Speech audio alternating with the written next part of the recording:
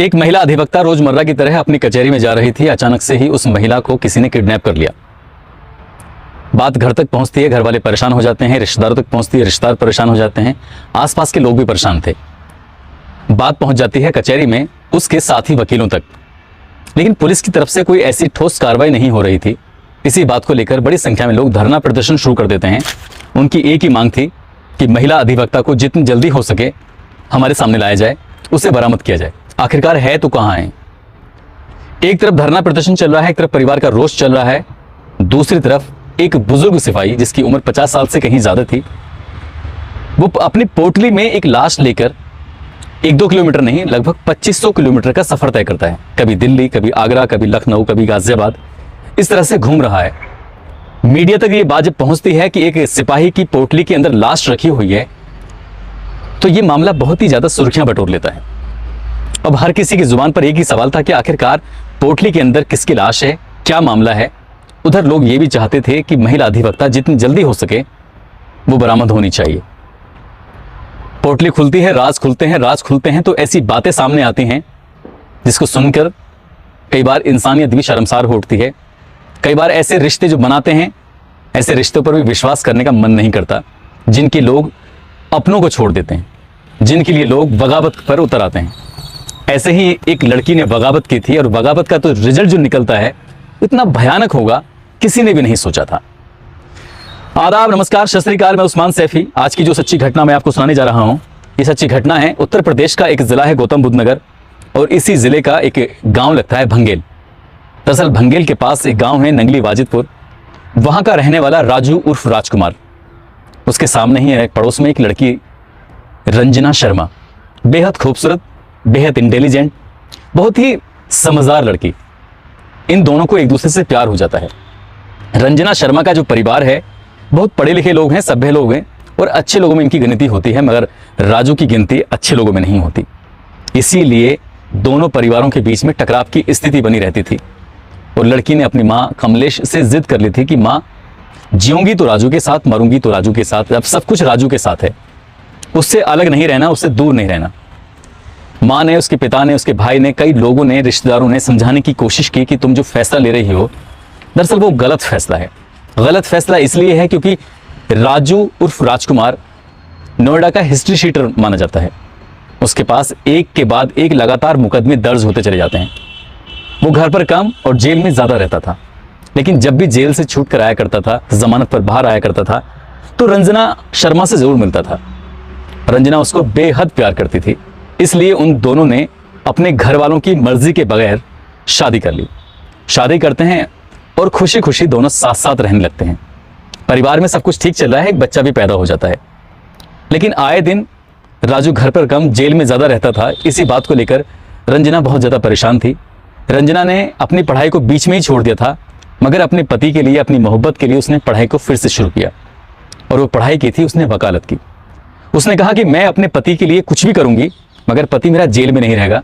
आए दिन पुलिस उसको किसी न किसी झूठे मामले में फंसाते चली जाती है। कहते हैं कि पुलिस अगर एक बार किसी को फंसा दे तो उसके बाद फिर उस पर मुकदमे लगने शुरू हो जाते हैं, उसकी हिस्ट्री खराब हो जाती है। इसलिए यह हिस्ट्री शीटर बन चुका था, ऐसा रंजना शर्मा मानती थी। लेकिन पुलिस ये मानती थी कि जो भी कर रही है पुलिस, वो सही कर रही है, क्योंकि राजू उर्फ राजकुमार हिस्ट्री शीटर है, बहुत बड़ा क्रिमिनल है। सब कुछ ठीक चल रहा है, धीरे धीरे दूसरा बच्चा ही पैदा हो जाता है और वो इस बीच में वकालत की पढ़ाई पूरी कर लेती है। और वकालत की पढ़ाई पूरी करने के बाद नोएडा की कचहरी में उसने बैठना शुरू कर दिया। पूरी शिद्दत, पूरी ईमानदारी से जो उसने तैयारी की थी वो लाजवाब थी। उसकी क्लास का हर स्टूडेंट उसकी उसकी काबिलियत की सराहना करता था। अब जैसे ही वकालत की डिग्री उसके हाथ में आती है, वो वकालत की डिग्री, पुलिस की रिपोर्ट और जो साक्ष्य जुटाए गए थे वो सब एक एक सबूत के साथ उसने अब अदालत के चक्कर काटने शुरू किए और अपने पति का एक एक मुकदमा खुद से लड़ना शुरू किया। जब जिरह करती थी तो जज साहब भी उसके जिरह को देखते थे। सामने वाला वकील जो प्रतिद्वंदी होता था वो भी देखता था, क्योंकि ये कभी हारे नहीं। और एक एक करके जो पति के ऊपर कई मुकदमे थे, बताया जाता है कि आधा दर्जन से ज्यादा मुकदमे थे और बल्कि ज्यादा ही मुकदमे होंगे उसके ऊपर।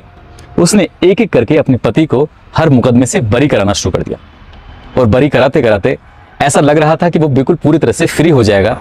अब वो अपने घर में ही रहेगा, अपनी पत्नी के साथ रहेगा, अपने बच्चों के साथ रहेगा, और जो जिंदगी वो जी रहा है वो जिंदगी नहीं जिएगा बल्कि एक अच्छी खुशहाल जिंदगी जिएगा। रंजना शर्मा यही चाहती थी और ऐसे ही चलता रहा। मगर फरवरी 2008 को एक बड़ी डकैती पड़ जाती है। बड़ी डकैती नोएडा में जब पड़ती है तो उसकी पुलिस जांच पड़ताल करती है। जांच पड़ताल करने के दौरान ही एक नाम सामने आता है, राजू उर्फ राजकुमार का। सबूत जुटाए जाते हैं, उसके पास हथियार भी पाए जाते हैं और सचमुच उसने उस डकैती का वो हिस्सा बना था, डकैती की थी। अब रंजना शर्मा वाकई बहुत परेशान हो चुकी थी, बहुत दुखी हो चुकी थी कि उसके पति को उसने सुधारने की क्या कोशिश नहीं की, मगर ऐसा कैसे हो चला है। मगर रंजना शर्मा की जो मेहनत थी, काबिलियत थी, वो कहीं बेकार जाया नहीं जाने वाली थी। उसने एक बार फिर अपने पति का मुकदमा लड़ा और कोर्ट में जाने के बाद उसने जो जमानत की अर्जी दी है तो उसके पति को जमानत मिल जाती है।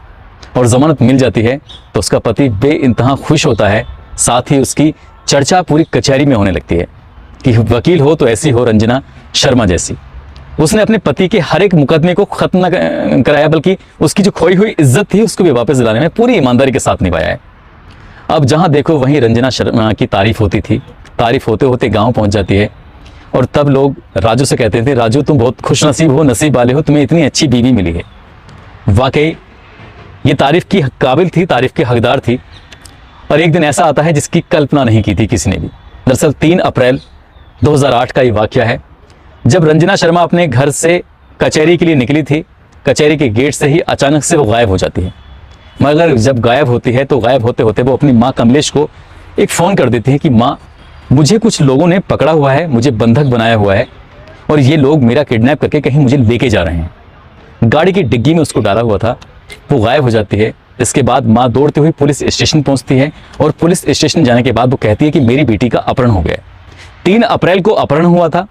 3, 4, 5, 6 इस तरह से एक एक दिन गुजरने लगता है, लेकिन पुलिस की तरफ से जैसे अमूमन कार्रवाई होती है इस मामले को इतना गंभीरता से शायद नहीं लिया जा रहा था। इसी बात को लेकर घर वाले, परिवार वाले, रिश्तेदार सभी लोग जब पुलिस पर दबाव बनाने लगते हैं, साथ ही कचहरी में आए दिन हड़ताल शुरू हो जाती हैं। बड़ी संख्या में वकीलों ने ऐलान कर दिया था कि अगर रंजना शर्मा नहीं मिलती है तो वो लोग धरना प्रदर्शन करेंगे और किसी भी कीमत पर अपनी अधिवक्ता यानी कि रंजना शर्मा को वापस बुलाकर ही मानेंगे। पुलिस पर जब दबाव बनता है तो इस इलाके के यानी कि गौतम बुद्ध नगर के उस टाइम के एसपी प्रबल प्रताप सिंह वकीलों से रिक्वेस्ट करते हैं, उनसे एक बात कहते हैं कि मैं जल्द से जल्द कोशिश करूंगा ताकि रंजना शर्मा घर वापस आ जाए, हमें थोड़ी सी मोहलत, थोड़ा समय दीजिए। अब एसपी अलर्ट हो जाते हैं। जिस थाने में ये मुकदमा दर्ज कराया गया था गुमशुदगी का, वो एसटीएफ, कई टीमें लगाई जाती हैं और कई टीमें लगाने के बाद भी सफलता नहीं मिलती। आखिरकार कुछ पुलिस वाले सीधे पहुंच जाते हैं कचहरी में और कचहरी में जाकर अलग अलग लोगों से बातचीत करने की कोशिश करते हैं कि जिस दिन यानी कि 3 अप्रैल को जैसे ही रंजना कचहरी पहुंचती है तो किसी ने उसको देखा था, कहां तक देखा था, कैसे देखा था। शायद 2008 में उस लेवल पर कैमरे, सीसीटीवी कैमरे नहीं लगे थे, उस लेवल पर मोबाइल नहीं चलते थे जिस लेवल पर आज चलते हैं या आज लोगों के पास मोबाइल वगैरह होते हैं। जब अलग अलग लोगों से पूछताछ करते हैं, उसका फोटोग्राफ्स लगाकर लोगों को दिखाते हैं, बारी बारी से लोगों के पास जाते हैं, तब एक व्यक्ति जो कि छोले कुलचे बेचता था या मटरे कुलचे बेचता था, तो उस व्यक्ति ने कहा कि मैंने रंजना दीदी को देखा था अपनी आंखों से और उसको एक गाड़ी में कुछ लोगों को ले जाते हुए देखा था। गाड़ी में ले जाने वाला कोई और नहीं बल्कि उसके पति का छोटा भाई यानी कि राजू का छोटा भाई था। अब राजू का छोटा भाई क्यों लेके जाएगा, इसी बात की पड़ताल करने के लिए पुलिस राजू के पास जाती है, उससे बातचीत करने की कोशिश करती है। तो राजू कहता है, साहब, जिस महिला ने मेरी जिंदगी संवारी है, जिस महिला ने मुझे एक इज्जत दिया है, मान सम्मान दिया है समाज में, आखिरकार मैं अपनी पत्नी को क्यों गायब करूंगा और क्यों गायब करवाऊंगा उसको। लेकिन पुलिस को यकीन नहीं था। पुलिस ने राजू से सख्ती से पूछा, उसके भाई को जब तलाश किया तो आखिरकार भाई भी पुलिस के हाथ लग जाता है और जब उससे सख्ती से पूछा जाता है तो वो कहता है, हाँ, मैंने ही रंजना भाभी को गायब किया था।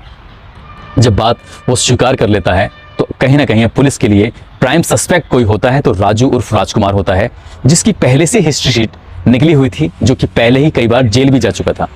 पुलिस उससे जब सख्ती से पूछताछ करती है, जब उसको पीटती है, जबरदस्त तरीके से उसे टॉर्चर करती है, तो वो स्वीकार कर लेता है कि मैंने ही अपनी पत्नी को मारकर, हरियाणा प्रदेश का एक जिला है पलवल, उसका है एक शहर है होडल, होडल के जंगलों के अंदर एक कुआं है, कुएं के अंदर उसने अपनी बीवी का कत्ल करने के बाद उसकी लाश पर लगभग 5 लीटर डीजल डालकर उसमें आग लगाती है। पुलिस जब ये बात सुनती है तो सन्न रह जाती है और सन्न रह जाती है मीडिया भी। उसके बाद फिर पुलिस पलवल की पुलिस से संपर्क करती है। नोएडा पुलिस मौके पर जाती है और उसी इलाके के उसी कुएं का जब पड़ताल करती है तो वाकई वहाँ पर आग लगी हुई थी और एक लाश पड़ी हुई थी, लेकिन लाश अब पूरी तरह से गल चुकी थी, कहीं ना कहीं वो कंकाल का रूप ले लिया था। उसके जो भी अवशेष थे, उसके जो भी मटेरियल था बचा था, उसको एक गठरी में पैक करके लाया जाता है और जिम्मेदारी दी जाती है लगभग 55 साल के एक सिपाही रतन सिंह को कि तुम्हें इनका पोस्टमार्टम कराना है। वो पोस्टमार्टम कराने के लिए सीधा मोर्चरी पहुंचते हैं, लेकिन पोस्टमार्टम करने से इनकार कर देते हैं कि इसका पोस्टमार्टम नहीं हो सकता, इसे आप लेबोरेटरी आगरा लेके जाओ। लैब में ले जाने के बाद इसका वहाँ पर इसकी जांच पड़ताल होगी। जैसे अधिकारी ने आदेश किया था, वो आदेश के अनुसार अपनी बाइक पर उस पोटली को रखता है सिपाही और सीधा रखकर पहुंच जाता है आगरा। और आगरा जाने के बाद वो कहता है कि ये काम यहाँ नहीं हो सकता, इसकी तो आप लखनऊ लेके जाइए। क्योंकि लखनऊ के आदेश नहीं थे, आदेश थे सिर्फ आगरा के, इसलिए वो अब आगरा से वापस नोएडा लेके आता है, अधिकारी से बातचीत करता है, अधिकारी आदेश बनाते हैं और वो सीधा लखनऊ लेके चला जाता है।